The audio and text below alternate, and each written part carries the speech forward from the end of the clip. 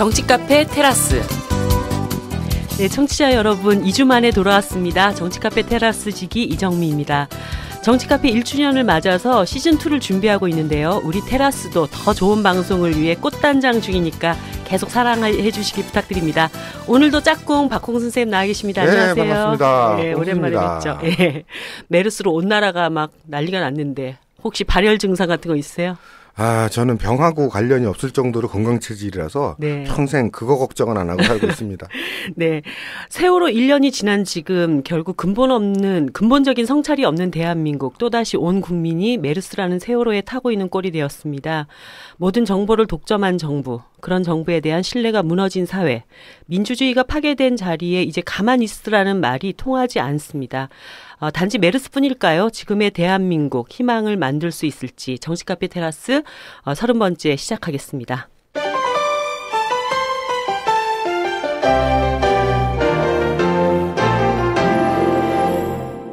네, 오늘 테라스에는 아마 두 번째 외국인이 출연을 하게 되었습니다. 지난번 우리 핀란드 따르 씨가 나오셨죠. 이코노미스트 한국 특파원이었고 지금은 아예 한국에다가 자리를 잡고 사업가로 변신 중인 다니엘 튜더 씨 나와 계십니다. 반갑습니다. 네, 반갑습니다. 네. 네. 어디 방송에서 보니까 한국말은 아직 서툰데 영국말을 자꾸 까먹어서 이제 말을 어떻게 해야 될지 굉장히 힘드시다고. 네, 네, 사실 이제 런던 살고 있어요. 네. 예, 잠깐만 한국으로 왔는데, 네.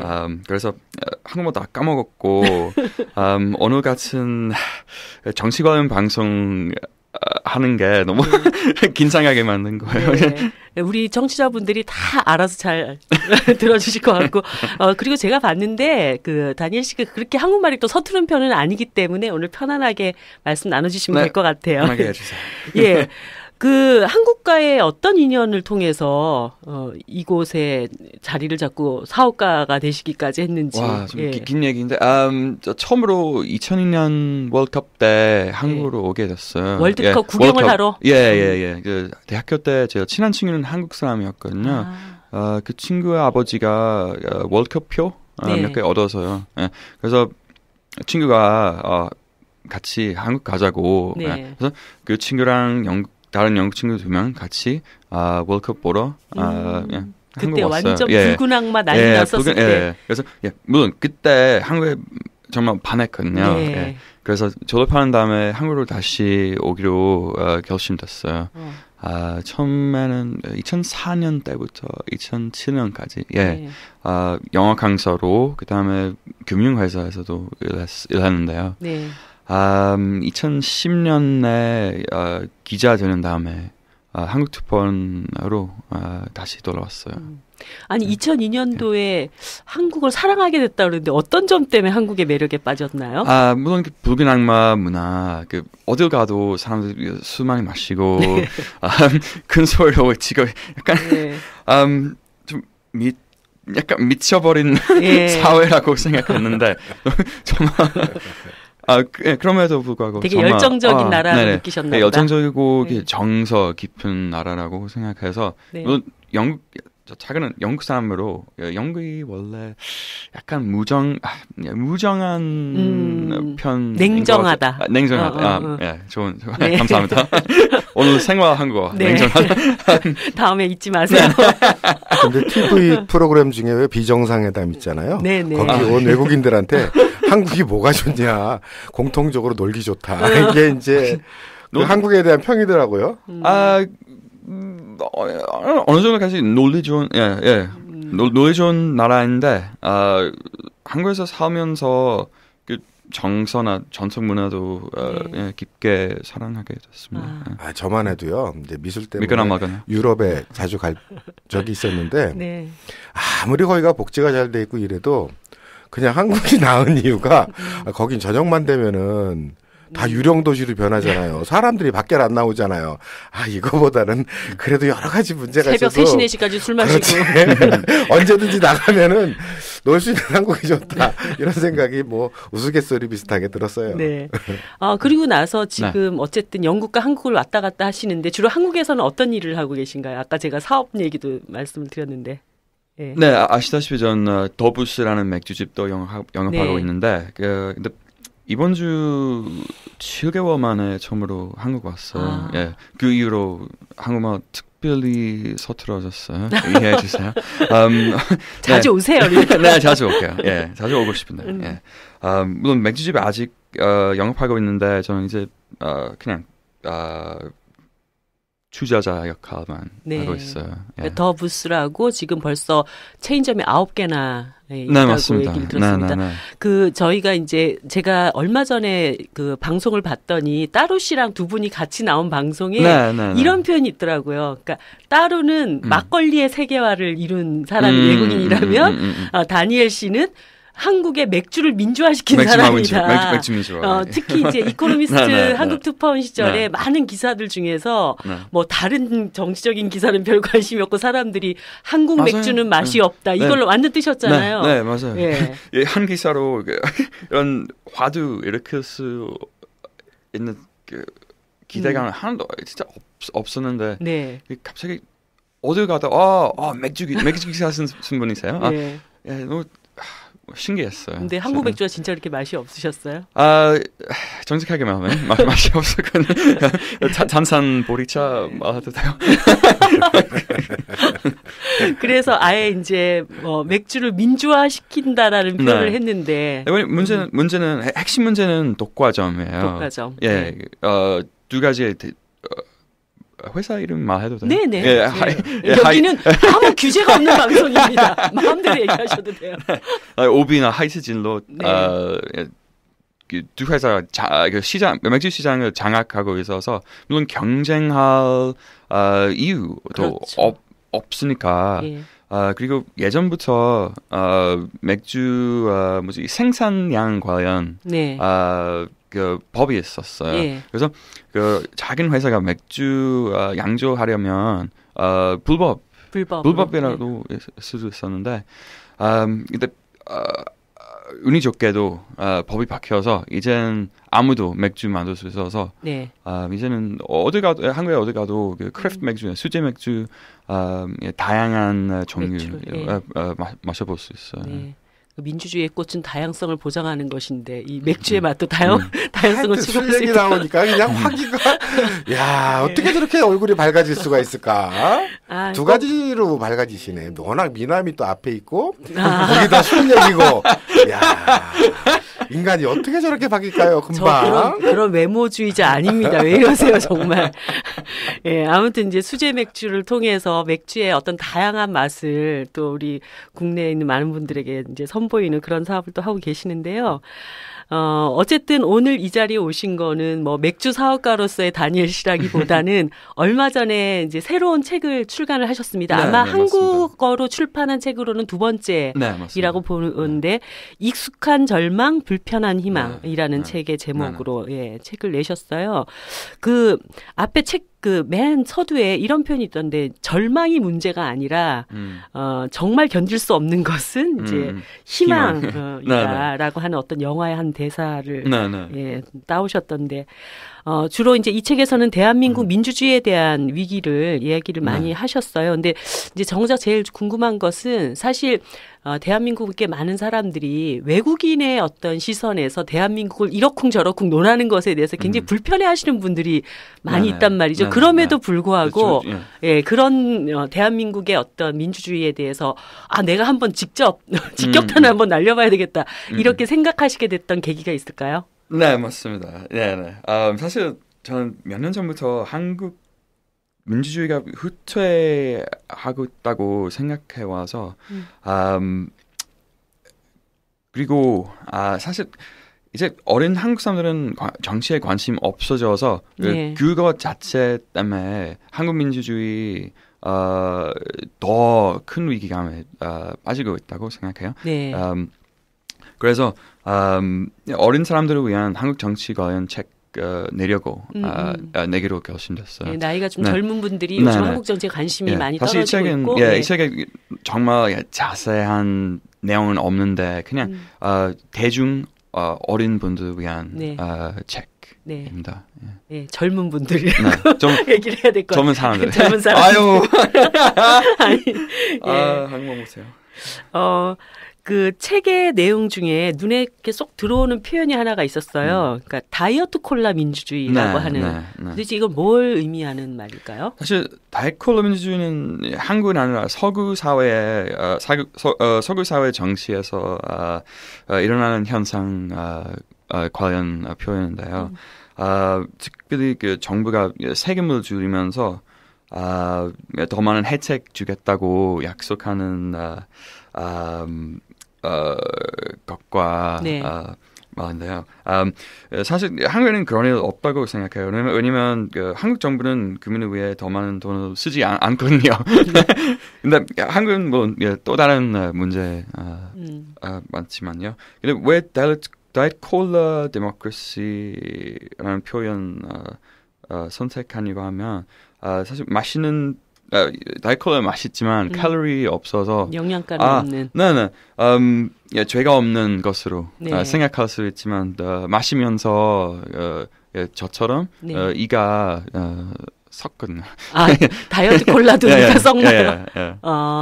그러니까 순간적으로 굉장히 달콤한데 네. 그 대신 이제 뭐 이걸 먹으면 살이 찌지 않는다라고 하는 그런 믿음을 네. 갖고 있지만 네. 결과적으로는 또 본인에게 해로운 그런 민주주의라고 이제 표현을 할 수 있겠네요. 한국의 민주주의를 얘기하기에는 조금은 다이어트 콜라는 약간 안 맞는 건 있는 것 같아요. 어떤 측면에서? 다이어트 콜라는 그래도 잠시의 환상이라도 주잖아요. 뭔가 기대라도 주잖아요. 근데 한국은 그 낮은 투표율이라든가 뭐 이런 걸 보더라도 기대가 없는 정치잖아요. 보면은 막 야당이든 여당이든 이 보수 정당들은 이래도 정치에 관심 가질래? 이래도 가질래? 막 이러는 느낌이야. 막 다 망쳐놓고 염증은 불러일으켜놓고 더 이상 어떻게 뭐 애정을 가질 수 없게 만들어 놓는. 그래서 다이어트 콜라보다는 그냥 불어터진 수제비 같다. 뭐 이 정도가 아마도 맞지 않을까. 기대도 없고 먹어봐도 역시 뭐 좋을 것도 없고. 그 다니엘 씨는 사실 이제 외신 기자 출신이고 그걸로 한국에 대해서 좀 더 이제 심층적으로 들여다볼 수 있는 계기가 되셨잖아요. 많은 대통령들의 기자회견을 봐오셨고 또 그것에 대한 이야기도 책에 많이 다뤄져 있어요. 근데 특히 이제 우리 지금 박근혜 대통령을 불통 대통령이다 이런 평가들을 많이 하는데 우리 박근혜 대통령에게 좀 점수를 주신다면 그 소위 기자회견하는 방식이라든가 언론과 대하는 방식이라든가 이런 것들에 대해서 박근혜 대통령 아예 언론에 나타나지 않아서 어떻게 평가하나 점수를 어떻게 줄까요?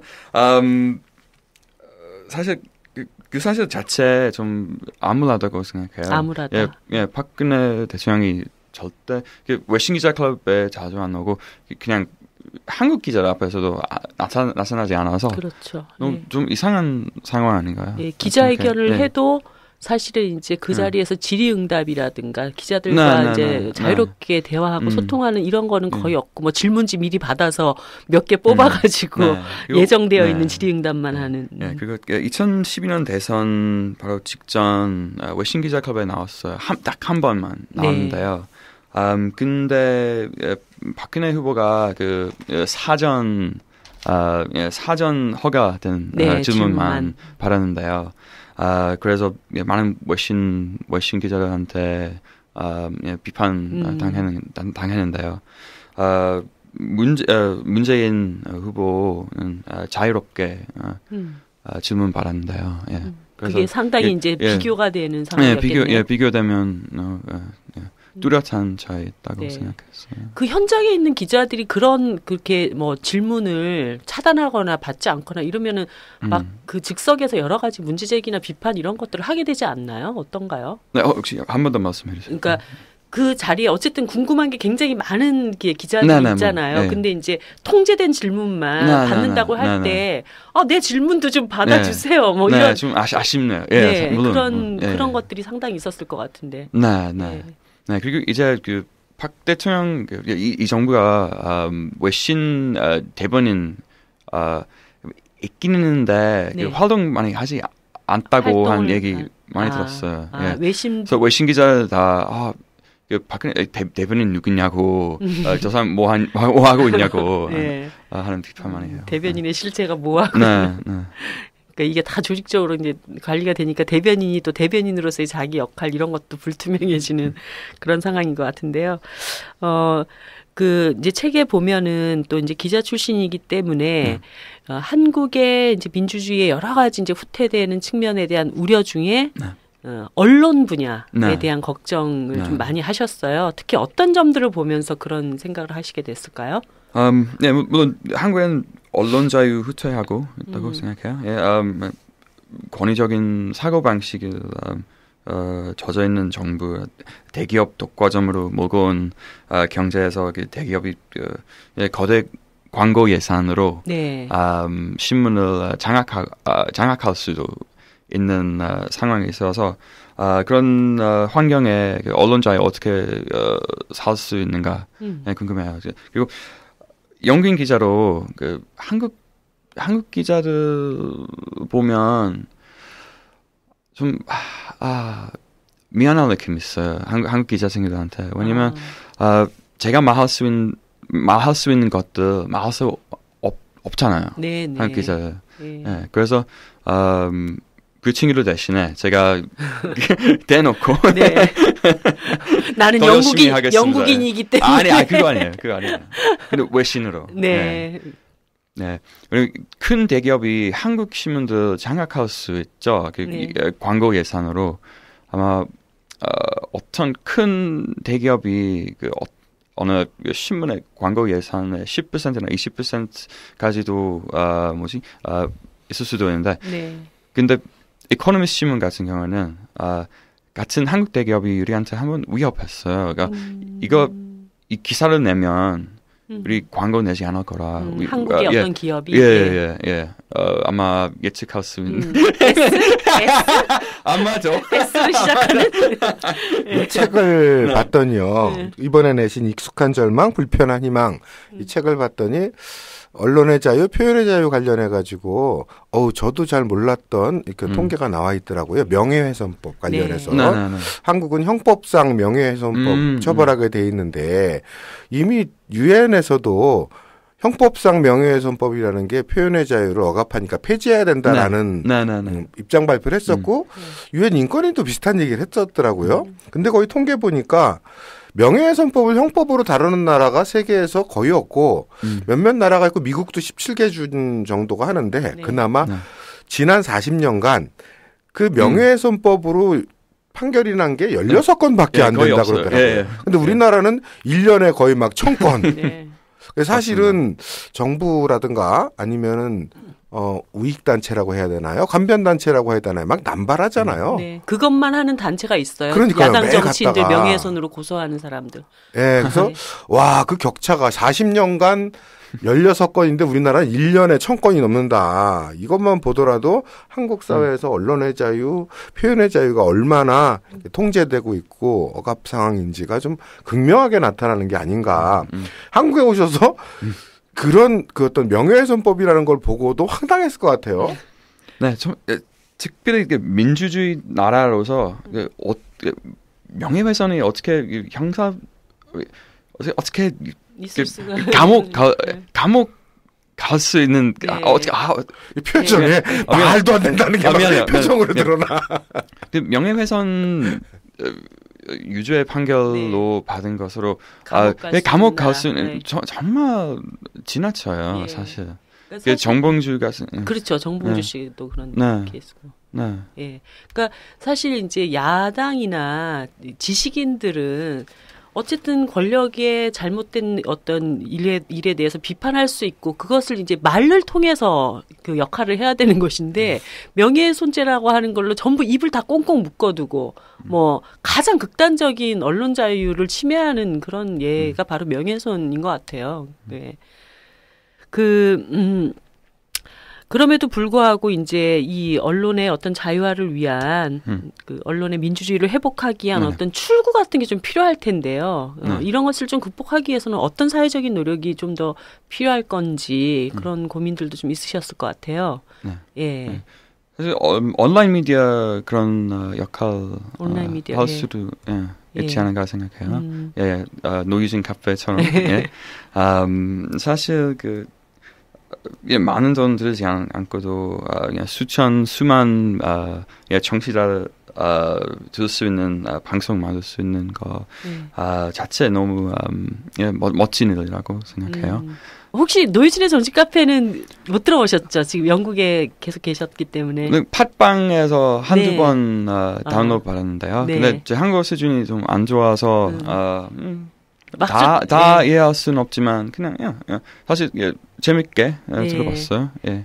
그 이제 온라인 미디어의 어떤 가능성에 대해서 언론의 어떤 민주주의를 위한 하나의 출구로서 그 가능성을 잠깐 얘기를 하셨는데 이제 그럼에도 불구하고 이제 책에 보면은 낙곰수류의 어떤 그 팟캐스트, 그다음에 뭐 토크 콘서트, 그다음에 SNS 상에서의 어떤 여론 조성 과정이라든가 이런 것에 대한 약간의 어떤 문제의식 같은 것도 좀 지적을 해놓으셨어요. 네.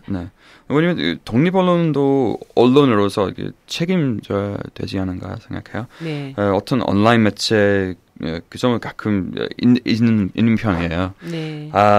물론 노이진 얘기 아니지만 저항 언론 역할하는 독립 언론 중에서 지나치게 극단적인 매체도 가끔 있어요. 네. 예를 들면 물론 낙검수 얘기했는데 낙검수는 정말 재밌었지만 저를 재밌게 들었지만 결국에는 낙검수에 등 돌린 사람도 많았더라고요. 왜냐면 너무 좀 지나친 비판을 했고나 가끔 음모론도 표현해서 2012년 대선에 문재인에게 그 좋은 역할 한지를 처음 몰랐어 사실. 그런 이제 SNS 상에서의 그런 그 많은 이야기들이 12년 대선 당시에 야당에게 꼭 유리한 환경만을 주지는 않았다라는 그런 문제의식을 갖고 계신 거잖아요. 그러니까 이제 온라인 미디어라고 하는 것이 이제 어쨌든 독립된 어떤 언론 기능으로서의 자기 책임감을 이제 제대로 가져야 하는데 그럼에도 불구하고 좀 그런 것이 좀 지나친 측면들이 있었고 그것이 그래서 결과적으로 야권에게 그렇게 꼭 좋은 특히 SNS도 위험할 수도 있지 않을까 생각해요. 그냥 저를 한두 번 약간 좌파들이 좋아할 수 있는 트위트 했는데요. 한번 TV 조선 관련 비판 트위트 나서 갑자기 500개나 1000개 리트윗을 받고 제가 모르는 사람한테서 네 맞다 박근혜 독재자 박근혜 나쁜 야야야야 욕도 해서 지나친다고 생각했어요. 좀 이상한 사람 참 많네 생각했고 이거 극단주의자 모임인 것 같다고 생각했어요. 트위터 어떤 SNS. 말씀인지 알겠어요. 같은 사람들은 계속 리트윗하고 그래서 멀리서 보면 와 트위터에 너무 힘이 센 온라인 미디어 SNS라 생각할 수도 있지만 사실 안에서 보면 트위터 유저들 1000명이나 2000명이 너무너무 활발히 많이 하는 유저들 있긴 있는데 사실 대부분 사람은 트위터 안 쓰는 것 같다고 생각해요. 말씀하시는 내용도 그렇고 책 내용도 봐도 충분히 공감 가는 게 저 같은 경우도 이 우리나라 흔히 말하는 SNS라든가 팟캐스트의 문제점은 이제 음모론을 지적하시잖아요. 거기에 막 공감이 가요. 저도 이 노유진 팟캐스트 하기 전까지는 몇 번 듣다가 사실 때려쳤었어요. 안 듣겠다. 그 이유 중에 하나가 음모론인데 그 음모론의 문제점을 책에서 정확히 지적하셨더라고요. 사람들에게 무력감을 안겨준다는 거죠. 말씀하신 그대로 읽어보면은 힘없는 자를 계속 힘없게 만든다. 이 음모론이. 그러니까 뭐 해석해보면 이런 거겠죠. 이 세상은 우리가 뭘 해도 결국은 저 숨어있는 소수 몇몇 사람들의 음모로 인해서 다 움직이는 거야. 우리들이 뭘 해봐야 뭐 찻잔 속의 태풍이고 결국은 그 놈들이 다 해먹을 텐데 뭐 이제 이런 생각을 유포하는 게 음모론의 가장 큰 문제가 아닐까. 근데 제가 보기에도 팟캐스트의 상당 부분은 그 음모론 분위기에 편승해 있지 않은가. 그 자극적인 팟캐스트의 열렬 팬들이 이거 듣고 그래요? 테라스에 돌 던진 거 아니야? 노유진은 좀 다르잖아요. 그리고 또 하나는 저도 SNS를 안 하는데 SNS가 그 매체의 특성이 말씀하셨듯이 꼭 진보 진영이나 이쪽에 유리한 것만 아닌 것 같아요. 네. 진보 진영은 뭔가 논리적으로 설명을 해야지만 사람들에게 납득이 갈 수 있는 그런 내용이 많잖아요. 네. 근데 이 SNS, 트위터 이런 거는 그냥 한마디로 촌철살인이나 그러나요? 한마디로 사람 보내버리는. 네. 근데 그거는 오히려 그냥 빨갱이라는 말로 확 뒤집어버리고 좌파로 뒤집어버리고 이렇게 단 한마디로 사람을 매도하기가 좋은 게 오히려 이 보수 우익이 아닐까. 그래서 그런 점을 잘 경계하면서 바라봐야 될 게 온라인 매체가 아닐까 하는 생각은 저도 들더라고요. 그러니까 2012년 대선 때 사람들이 다 그러잖아요. 트위터에서는 문재인 후보가 당선인데 현실에서는 그렇지가 않다. 그러니까 같은 성향과 같은 생각을 가진 사람들이 굉장히 어떤 이제 단순하고 극단적인 언어로 우리들 편이라고 하는 것들을 이제 묶어내는 그런 기능들에 너무 치우치는 게 아니냐 이런 비판들도 상당히 있었다고 보여져요. 네. 몇 주 전 영국에도 그 총선이 있었어요. 네, 카메론 총리 재당선했는데 그 트위터를 봤으면 그 트위터에 카메론 욕만 먹어서 예. 그래서 트위터 보면 노동당 꼭 이길 거라 생각할 수도 있었겠지만 결국에는 보수당이 이겼어요. 네. 예. 그러니까 그 당시에도 이제 SNS, 그러니까 페이스북이랑 트위터에서는 다 야당 성향 지지자들이 막 소리쳐 외치고 있을 때 박근혜 대통령은 뭘 했냐면 카카오톡으로 그룹을 만들어가지고 저 밑바닥에서 보이지 않게 야 문재인 당선되면 아파트값 떨어져 이걸로 그냥 조직을 했다는 그런 후문이 있었죠. 예, 어쨌든 간에 지금 언론 자유 문제는 대한민국의 단일 시가 아니라 누구나가 느끼는 굉장히 좀 심각한 어떤 위기 상황이고, 사람들의 어떤 표현의 자유, 그리고 자유롭게 좀 소통할 수 있는 창구나 방식들이 좀 더 개방적으로 만들어져야 되겠다는 생각은 많이 듭니다. 근데 이제 아까 음모론 얘기를 조금 하다 말았는데, 지금 이제 이 괴담, 음모론 이것에 정점에 지금 와 있는 것 같아요. 이 메르스 공포가 온 나라를 지금 뒤덮으면서. 근데 중요한 것은 지금 메르스가 딱 시작됐고 초기 대응서부터 지금 정부가 모든 것을 굉장히 이제 무책임하게 방치해두고 있다가 지금 막 사망자가 이제 발생하기 시작하고 이런 상황인데 정부는 오히려 이제 괴담 유포자를 처벌하겠다라는 것이 정책의 좀 주요한 그런 이야기로 나오고 있어요. 그 책에도 이제 괴담 이야기, 그러니까 사실 이제 신뢰가 무너진 사회 안에서 괴담이 유포되기 좋고 한국이 그것에 굉장히 좀 최적화되어 있는 사회다 이런 표현까지 하셨는데요. 네. 언론에 통제되고 사람들이 입 한번 잘못 놀렸다가 심한 처벌 받을 수 있는 사회에서 물론 음모론이 너무 쉽게 퍼질 수 있을까 생각해요. 제가 언론인인데 거대 광고주들이 무서워서 내가 생각하는 것도 자유롭게 못 쓰고 명예훼손죄로 고소당하고 감옥까지 갈까봐 하고 싶은 말 제대로 못하는 상황이라면 어떻게 해야 할까? 온라인에서 소문을 퍼뜨리는 방법 선택할까 봐요. 네.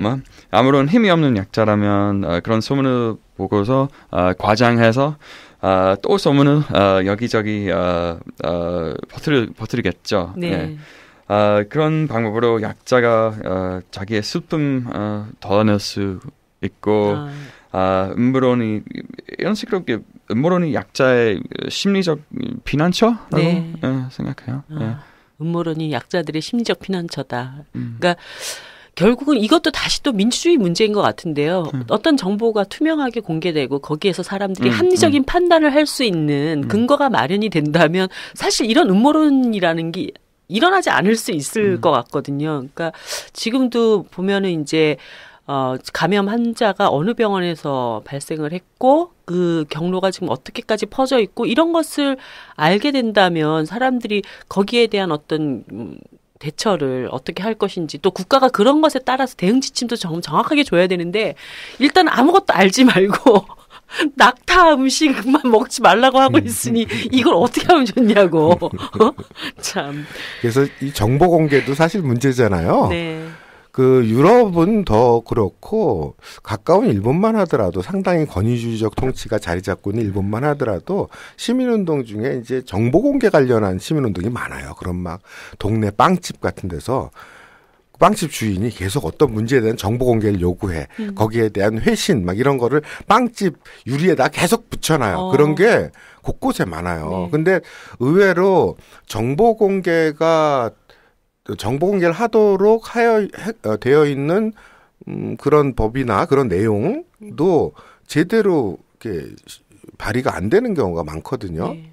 그럴 정도로 정보 공개가 국민의 중요한 권리로 활발하게 이렇게 운동으로 되어 있는데 우리도 정보 공개가 하나의 중요한 시민 운동이 돼야 되지 않을까. 물론 법으로 정보 공개의 폭을 넓히는 것도 중요하지만. 아니 근데 진짜 그런 정보 공개가 잘 안 되니까 대한민국 국민들이 내가 볼 때는 세계에서 제일 똑똑한 것 같아. 그러니까 황우석 박사 그 당시에 그 사건 터졌을 때도 사람들이 전부 생명률 12번 염색체 막 그런 거 다 공부하고 있고 그다음에 광우병 소고기 이거 터졌을 때도 전부 광우병이 뭔지 공부하고 있고 천안함 사건 터졌을 때는 도대체 저 미사일이 어떻게 만들어졌는지 제조되는지 이런 것까지 막 다 공부하고 세월호 있으니. 때는 조타각도 고민해야 되고 그러니까 도대체 물리학 별거 걸 다 공부해야 된단 말이죠. 예. 자, 이제부터 본격적인 정치 이야기를 좀 시작해 봐야 되겠습니다.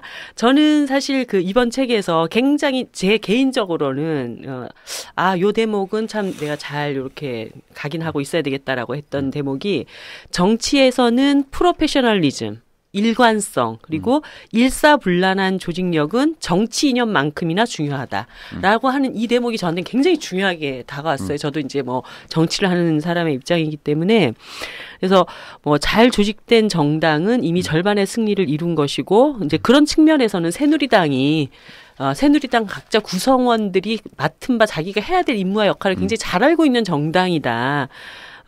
그래서 어떤 면에서는 이제 한국에서 정치공학이 가장 뛰어난 정당이다. 그 정당이 옳고 좋고 나쁘고 이런 걸 떠나서 이런 평가를 하셨어요. 네, 맞습니다. 예. 사실 좀 새누리당이 선거를 이기는 방법을 잘하는 유일한 정당이라고 생각합니다. 냉정한 현실이지만요.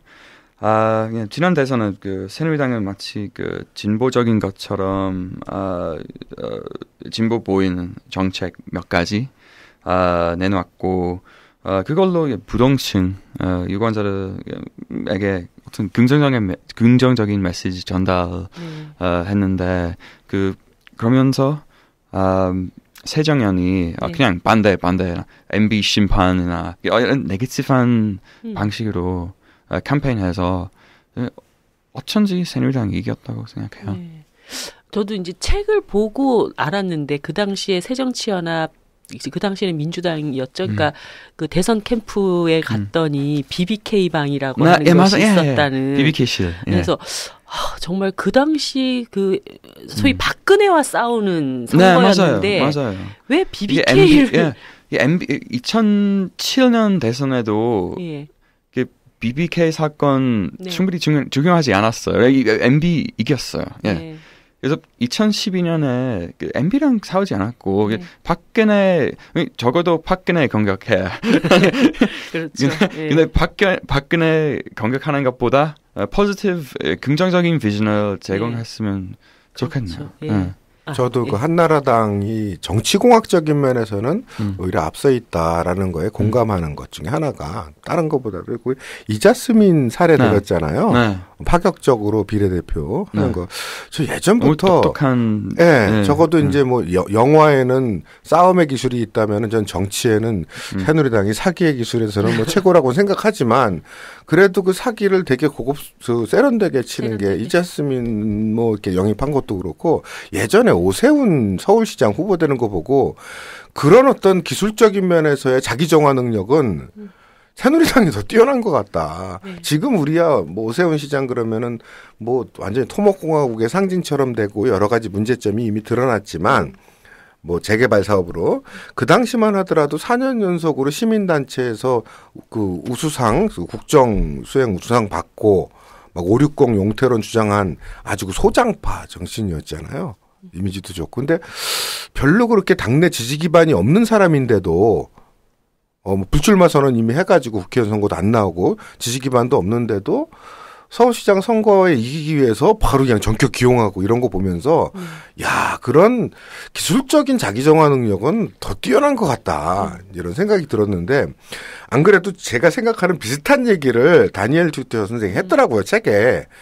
한 10년 후 그 정도에 아마 한국 사회에서 동성애 지지를 하는 혹은 동성애자가 비례대표로 나온다면은 그건 아마 한나라당일 거다. 새누리당. 새누리당일 거다. 새정치연합이 아니라. 저도 그렇게 생각해요. 아, 진짜요? 네. 감사합니다. 새정치연합이 아니라 새누리당에서 아마 동성애자를 비례 후보로 먼저 내놓을 것 같다. 그 정도로 정치적인 이익과 자기네들의 전체 구도상에 필요하다면은 파격적인 선택도 할 수 있는 어떤 공학적인 여지를 가지고 있는 그게 오히려 거기가 아닌가 이렇게 공감하게 되더라고요.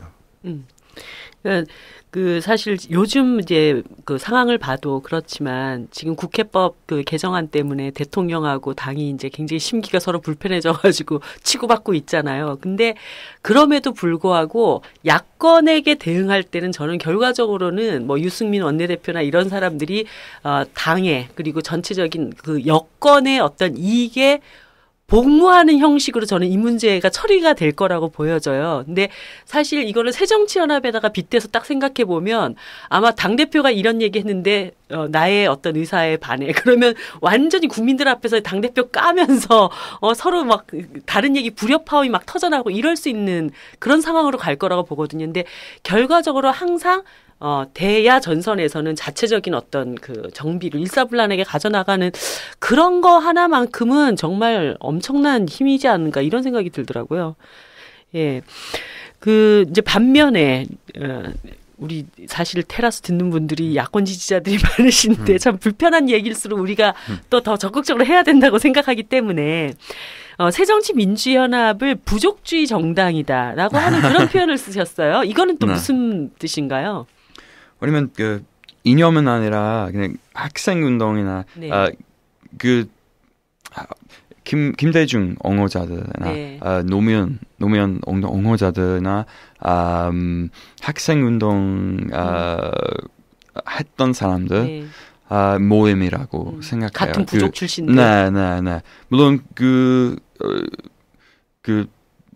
민주당, 새정연 당원들 서로 싸우고 있는데 어떤 싸우는 트라이브 같다고 생각해요. 새정연이 이념으로 뭉친 정당 아니라 전 대통령 노무현 옹호자들, 전 대통령 김대중 옹호자들, 전 80년대나 386 세대나 학생 운동하는 사람들의 모임이라 생각해요. 네. 그 이념은 중요하지 않지만 그냥 사람들, 그 역사와 사람들 집착한 역사와 386이나 학생운동 집착하는 정당이라고 생각해요. 새정연은 조직력도 정말 약하다고 생각해요. 당원들이 서로 좋아하지 않으면 어떻게 유권자들이 좋아하게 만들 수 있는가 생각해요. 그 노무현 바벌, 김대중 바벌, 이제는 안철수 관련 사람들도 있고 통합된 정당은 아니라서 그 유권자를 어떻게 설득할 수 있는지. 근데 이제 저는 사실 이제 외부자의 시선에서 딱 봤을 때는 어쨌든 새누리당은 보수, 새정치민주연합은 뭐 개혁, 뭐 진보 이렇게로 사실 뭐 언론에서도 그렇게 많이 다루고 밖에서 볼 때도 그렇게 인식되어지기 쉽게 그 구도가 형성이 돼 있잖아요. 근데 아까 얘기하셨던 이념으로 뭉친 정당이 아니다. 어떤 측면에서 그런 거를 많이 느끼시게 됐나요? 왜냐면 사실 새정연 정책 아니면 특별히 그 노무현 세대 노무현 정부 때 그 전 민주당 열린우리당 정책을 보면 어떤 면에서 진보냐고 궁금해요. 사실 그럼 한미 FTA 시작했고 이거 비판 아니지만 진보라고 부를 수 없다고 생각해요. 한미 FTA도 시작하고 비정규직 문제에 대해 하나도 안 했고 그 대기업 회장들이 그 유죄 판결 받으면 사면 받고 진보적인 정부인가? 생각해요.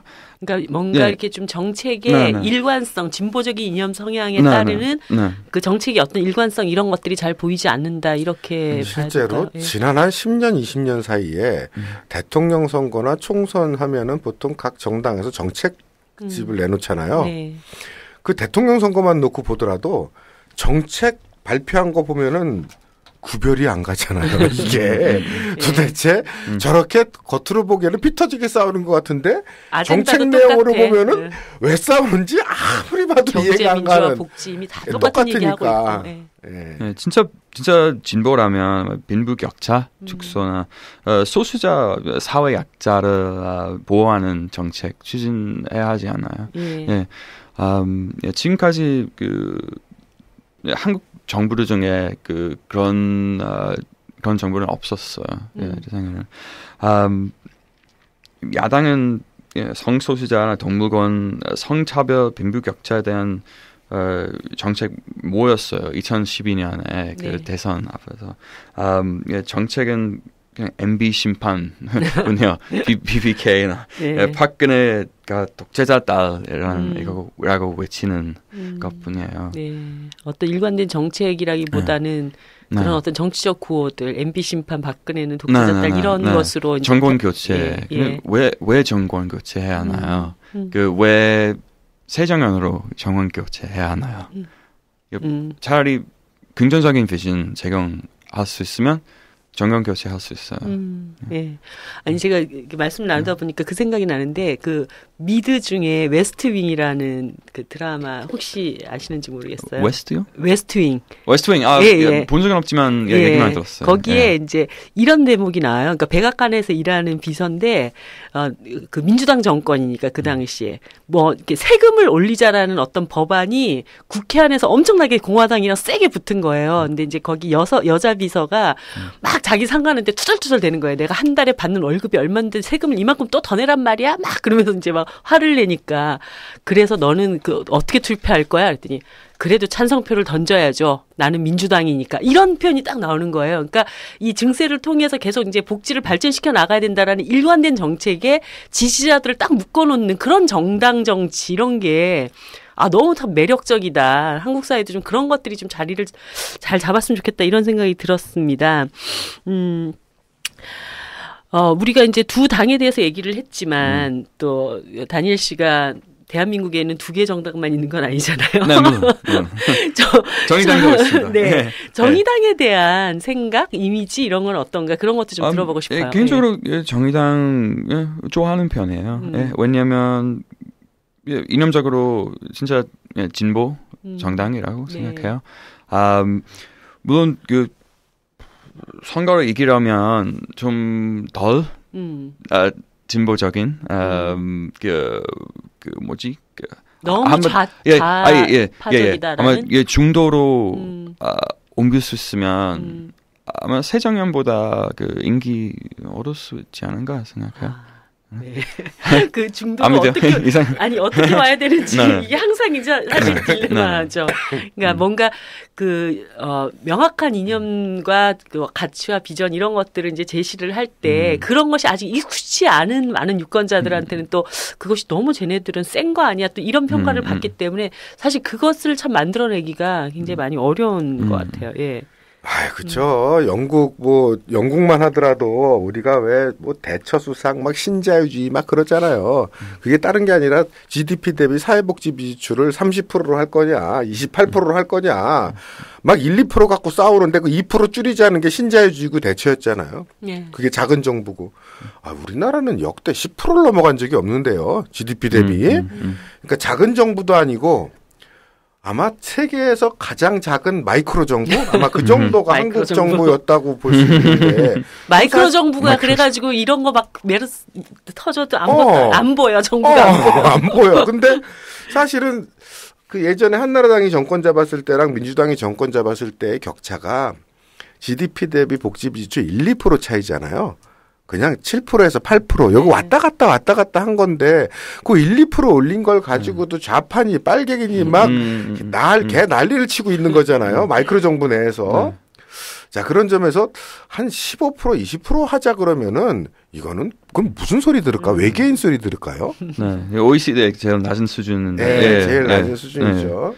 예, 7%에서 8%까지 오는 것에도 프랑스 같은 경우는 30%는 많지만 영국 미국에도 19%나 20% 수준인데요.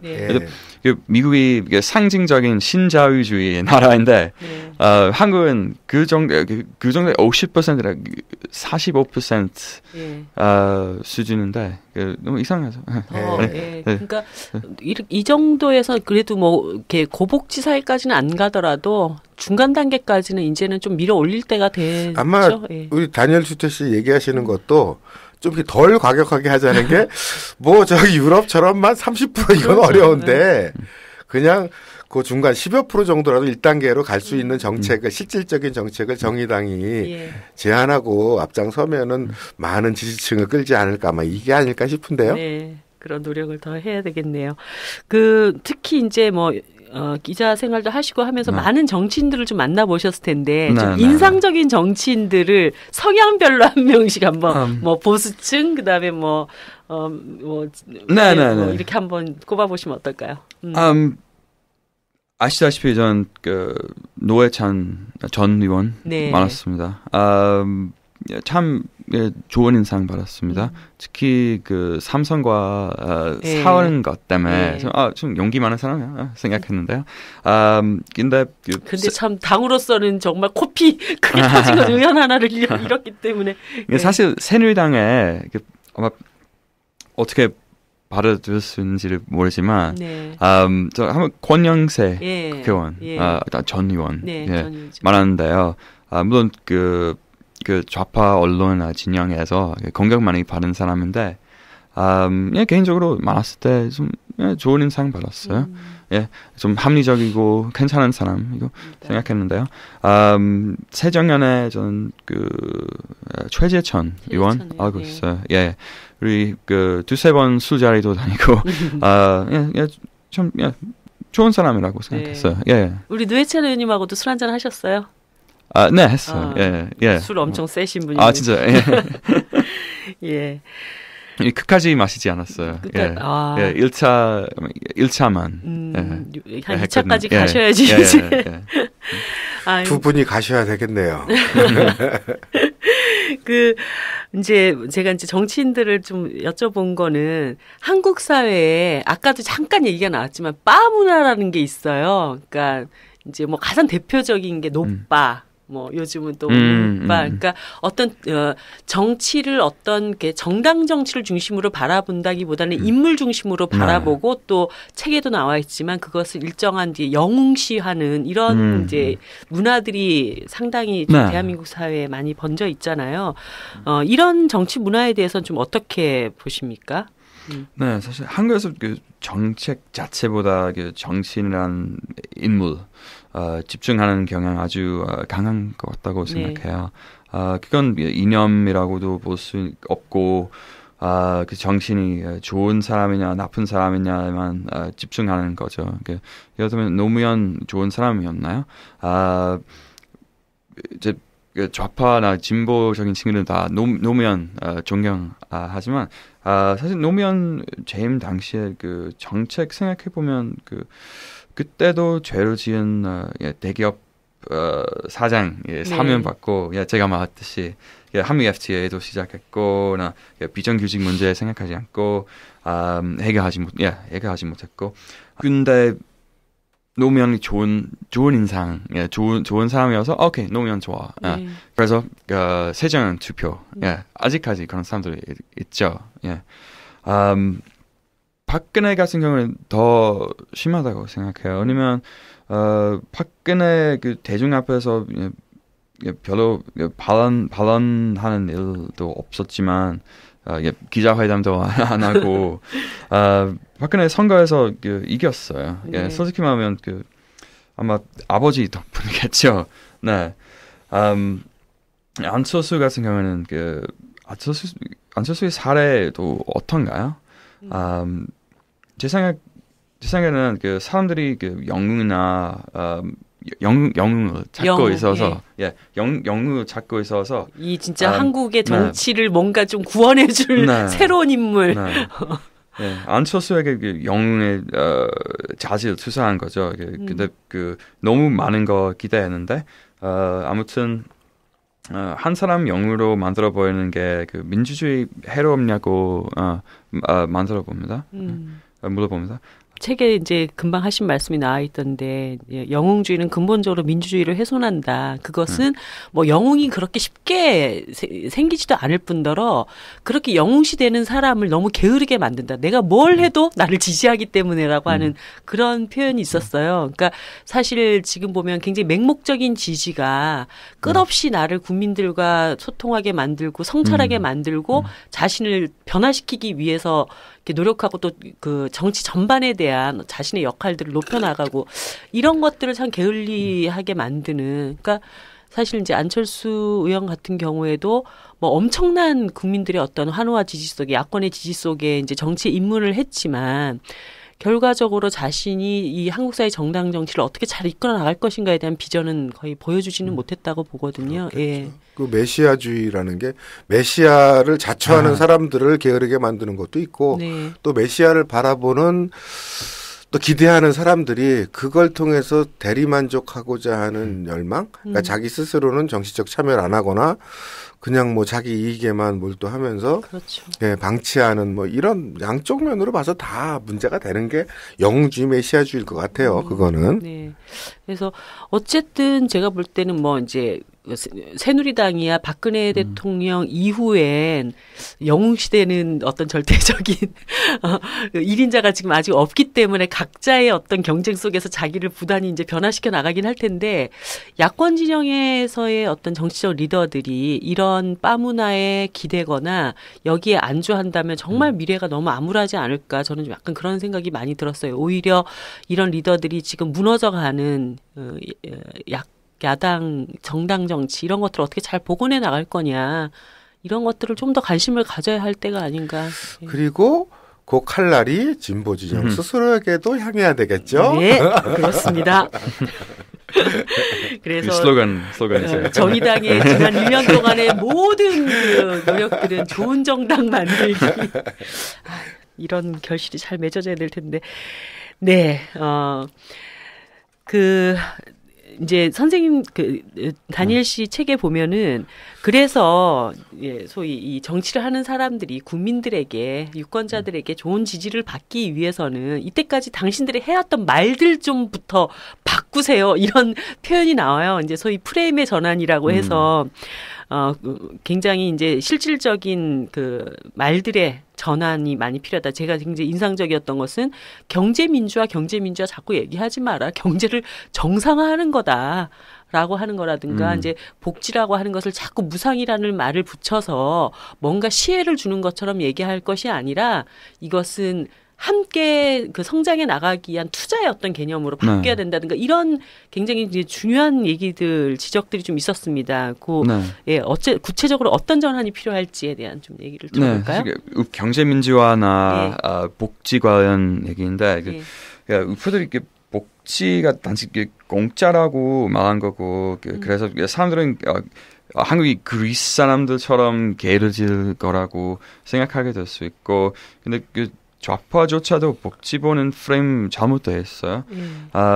항상 무상이나 반값, 반값 등록금, 반값 모든 거 얘기뿐인데요. 근데 복지가 무슨 시혜라도 되는 것처럼 제시하잖아요. 저도 복지 해야 된다고 생각하지만 근데 프레임 좀 바꿔야 된다고 생각해요. 그건 사실 반대편인 여당 제시하기나 알맞은 프레임이죠.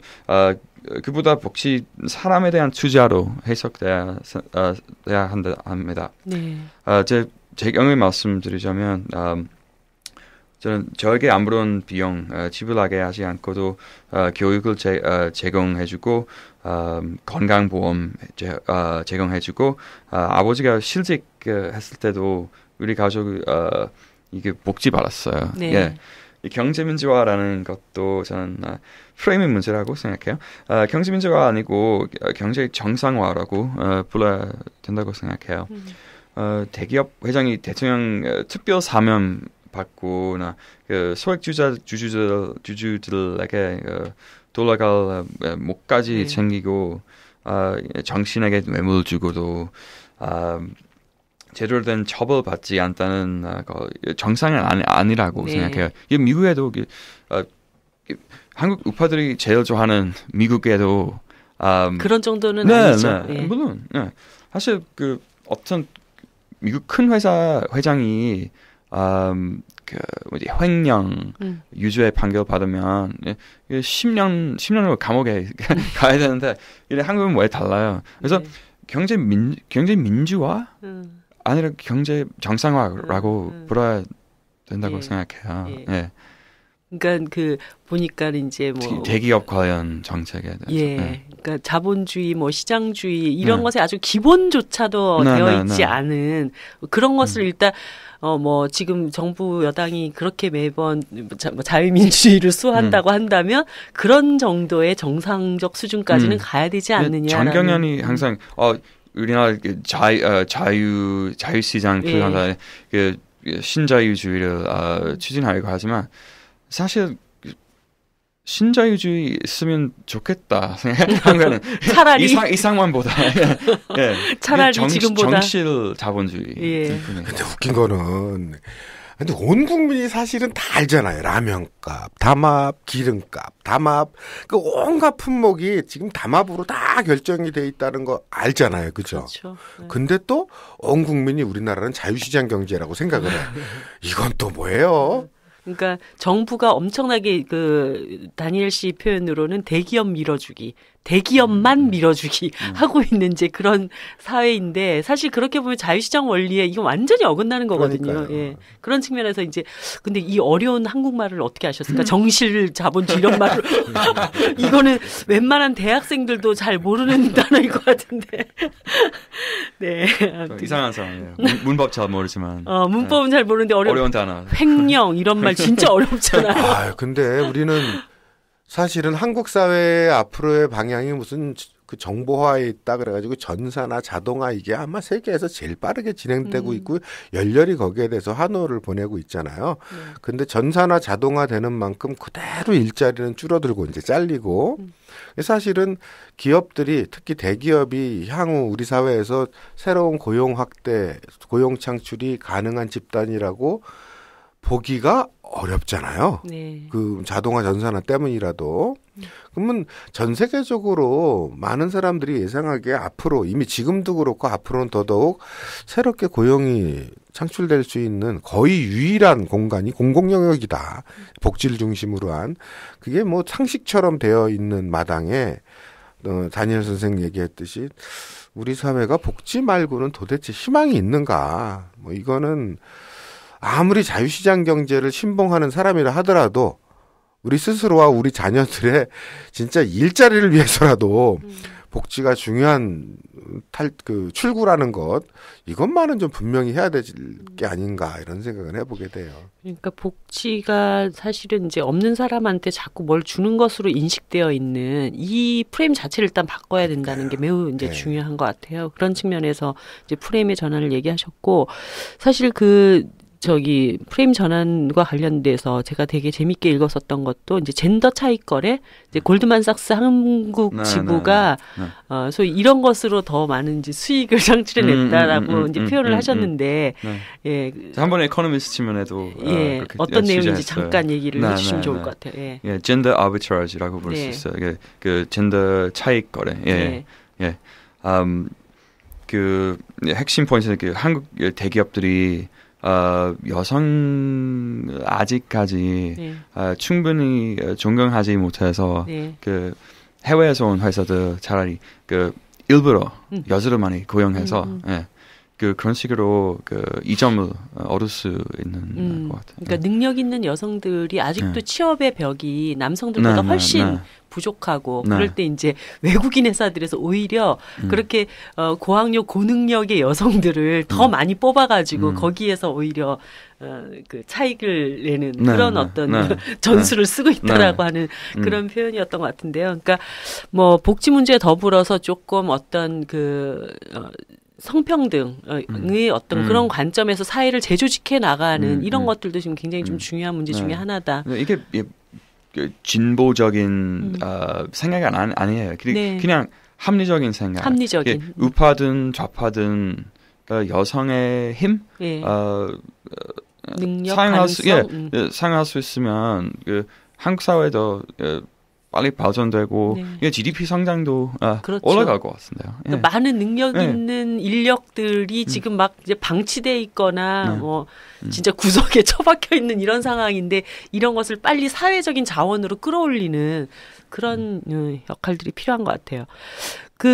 뭐 우리가 이제 정치 일반을 이제 통틀어 가지고 몇 가지 얘기를 해봤는데 진보가 장악해야 될 이슈 이런 것은 굉장히 주목해야 된다 이런 제안을 좀 하실 것이 있으면 좀 들어볼게요. 제 생각에는 진보가 노인 문제 좀 더 돌아봐야 한다고 생각해요. 노인 빈곤층 이렇게나 많은데 그걸 그대로 방치하는 건 문제입니다. 노년층에게 단순히 지원금 주는 것보다 그들이 쌓아온 경력 활용해 돈을 벌 수 있게 해줘야 합니다. 그리고 동물권, 동물권리 보호, 그 이슈 같은 것도 그 진보가 생각해야 할 문제입니다. 한국 주류 정당에서 아직 아무도 이 문제에 관심을 가진 적 없고 성소수자도 물론 여성 문제도 20대, 30대 중에 특별히 여자들 이게 동물원에 관심이 갖고 엄청나죠. 관심이 갖고 있는데 정치인들한테 동물권 권리 보호 어떻게 생각하냐고 하면 이게 뭐야? 이게 무슨 상관이야? 사람들 챙기기도 바빠 죽겠는데 동물 얘기가 갑자기 이렇게 하죠 보통. 주로 이제 세 가지를 짚어주셨어요. 이제 노인 빈곤층에 대한 문제, 이것을 단순히 어떤 뭐 재정적인 지원이나 이런 것들에 그치는 것이 아니라 요즘 이제 그런 노년층의 가치관은 노년층의 가치관과 다른 아마 대부분 60대나 70대, 80대 사람들은 복지에 의존하고 싶지 않은 편인 거예요. 그렇죠. 제 생각인데. 무슨 뜻인지 알겠어요.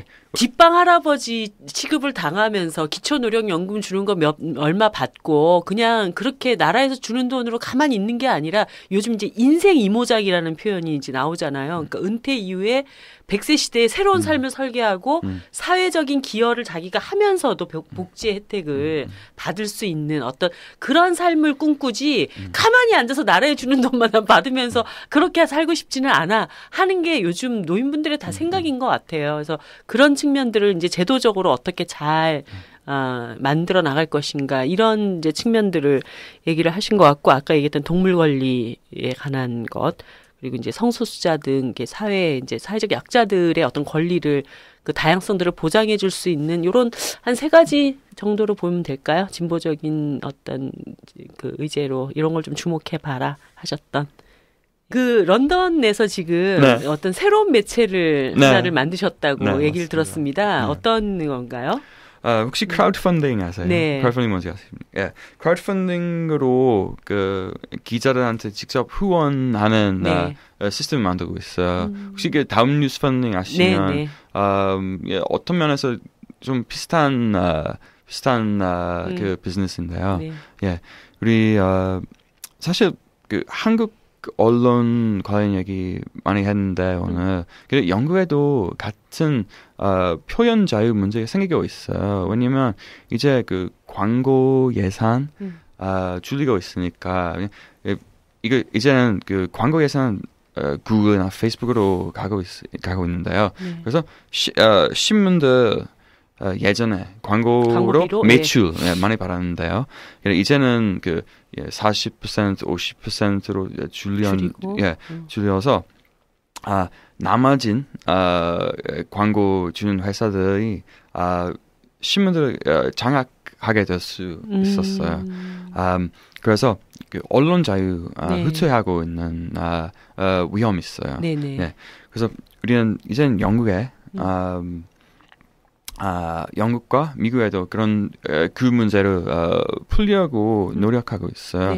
그러면 독자한테 직접 펀딩을 받고 기자한테 주고 그런 식으로 편집장이나 매체 주인이나 광고 주는 회사 다 버릴 수 있고 진짜 자유 언론 만들려고 노력하고 있어요. 네, 그리고 우리는 혹시 루퍼트 머덕 아시나요? 네. 루퍼트 머덕 The Times, 뉴욕 타임스, 뉴욕 타임스 아니라 The Times, UK Times, Wall Street Journal, Fox News 주인인데요. 루퍼트 머덕 소유한 The Sun이라는 신문하고 The Sun하고 News of the World하고 The Times 있어요. 영국에 News of the World이라는 신문에 폰 해킹 스캔들 많이 생겼어요. 기자들이 연예인들이나 유명한 인사들의 전화기를 해킹해서 이제는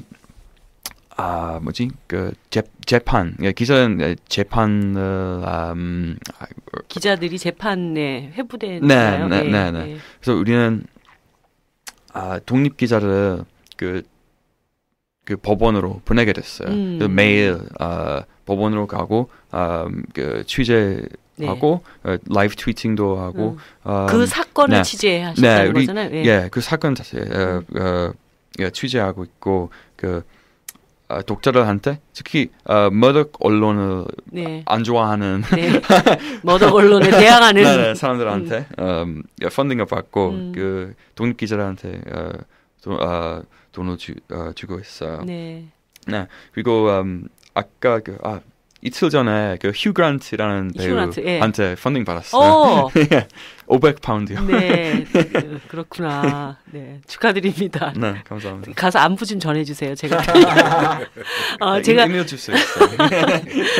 제가 이제 이 질문을 좀 드렸던 것은 이제 거대한 언론 시스템에 대항하는 좀 새로운 대안 언론을 지금 고민하고 있는 것처럼 이 책에도 이제 이런 정당 정치가 좀 바뀌기 위한 여러 가지 대안의 가능성들을 좀 얘기를 하셨어요. 예를 들어서 뭐 이탈리아의 오성 운동이라든가 풀뿌리 정당 운동이라든가 이런 것들 그리고 런던 토론 콘서트 이런 것들에 대한 얘기들을 쭉 많이 제시를 해놓으셨습니다. 그래서 어떤 하향식 이것의 어떤 이것의 의미 요거를 좀 마무리하면서 정리를 해주시면 좋을 것 같아요. 사실 아시다시피 이제 세계 오성 운동 언급했는데요. 그렇다고 해서 오성 운동이 완벽한 대안이라고 생각하지 않지만 그냥 한국 상황에 비춰봤을 때 흥미로운 모델인 거 분명하다고 생각해요. 이탈리아 유명한 코미디언 자기 팬들한테 이런 말 했죠. 각자가 살고 있는 곳에서 서로 모여서 정치에 대해 얘기하고 논쟁을 시작해보자 라고 했어요. 그렇죠. 온라인에 있던 사람들이 정말로 오프라인에서 서로 모이고 만나기 시작했어요. 그 다음엔 사안별로 투표를 하기 시작했고요. 모두의 의견을 모으기 시작했고 나중에 이 모임이 전국적으로 조직했어요. 마침내 이 모임은 4년 만에 이탈리아 제2 인기 많은 정당 되었습니다. 그래서 톡 콘서트에 가는 사람들이 톡 콘서트 안 가고 다들 모여서 톡 콘서트 대신에 다 모여서 자기 의견을 서로 논쟁하고 의견을 모으면 훨씬 더 좋은 방법이라고 생각해요. 그러니까 토크커스트가 일방적으로 이제 청중이 되고 하향식 이런 것이 아니라 이제 서로가 함께 얘기하고 함께 대안을 만들어 나가는. 그 시민을 참여하게 만들 수 있는 온라인 오프라인 운동 있으면 좋겠다. 네, 선생님은 어떻게 생각하세요? 예, 저 역시도 한국 사회에서 특히 진보적인 지향을 가지고 있는 정당들이 추구해야 될 바가 결국은 풀뿌리 아닌가, 지역에 뿌리를 두고 사실은 유럽의 진보운동 또 일본의 진보운동을 보더라도 그 가장 중요한 기반이 생활협동조합 또 다양한 주민조직 뭐 이런 것들이 가장 큰 원군이고 거기에 힘입어서 1차적으로 지방자치에서 자리를 잡고 나아가서 이제 뭐 국회나 이렇게 자리를 잡는데 우리도 마찬가지가 아닐까. 특히 진보정당은 특히 지역, 지방자치 여기에 최대한 좀 역점을 두면서 자기 기반을 만들어 나가는 방향이 될 때 미래가 있지 않을까. 이렇게 생각을 해봅니다. 네, 1시간 가까이 오늘 다니엘 씨하고 말씀 나눴는데 사실 지금 그 한국말이 지금 익숙지 않은 상황에서 말씀을 하시느라고 너무너무 힘드셨어요. 그 우리 들으시는 청취자 여러분들도 그런 건 좀 감안해서 들어주시기 바라고 대신 우리 다니엘 씨가 우리 청취자 여러분들께 또 선물을 드린다고 합니다.